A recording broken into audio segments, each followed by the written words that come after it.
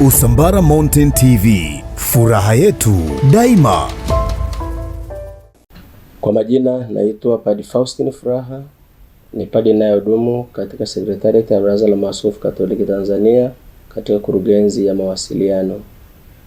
Na leo napenda kuwaletea utaratibu utakaotumika kwa ajili ya kuhakikisha kwamba tunaratibisha shughuli za mawasiliano, hasa kurusha misa takatifu na maziko ya Mwashamu Baba Askofu Bernardini Mfumbusa aliyekuwa askofu wa Jimbo Katoliki Kondoa. Tarehe 21 mwezi wa 4 2026, siku ya Jumanne, saa 2 kamili asubuhi, kutakuwa na adhimisho la misa takatifu ya kumwombea Baba Askofu Mfumbusa katika parokia Kanisa Kuu Paulo wa Msalaba, Jimbo Kuu Katoliki Dodoma.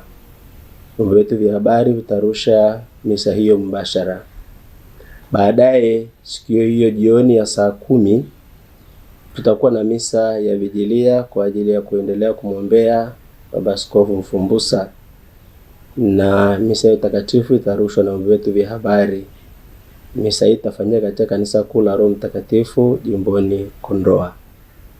Tarehe 22 mwezi wa 4 2026, siku ya Jumatano, saa 4 asubuhi, adhimisho la misa takatifu itaanza kwa ajili ya kumwombea Mwashamu Baba Mfumbusa, na baadaye maziko katika parokia Kanisa Kuu la Roho Mtakatifu Kondoa. Kurugenzi ya mawasiliano ya Baraza la Maaskofu Katoliki Tanzania inapenda kuwakaribisha nyote kwa ajili ya kumwombea Baba Mfumbusa, na wale walio mbali wajiunge nasi mbashara katika matukio hayo, na nawaalika vyombo vyote vya habari vya kanisa kujiunga na chaneli yetu ya Baraza la Maaskofu Katoliki Tanzania na TV Tumaini katika kuwafikishia au kuweka tukio hilo mbashara.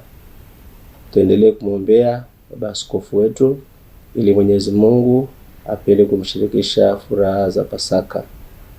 Raha ya milele umpe Askofu Mfumbusa, Bwana, na mwanga wa milele umwangazie. Apumzike kwa amani. Amina.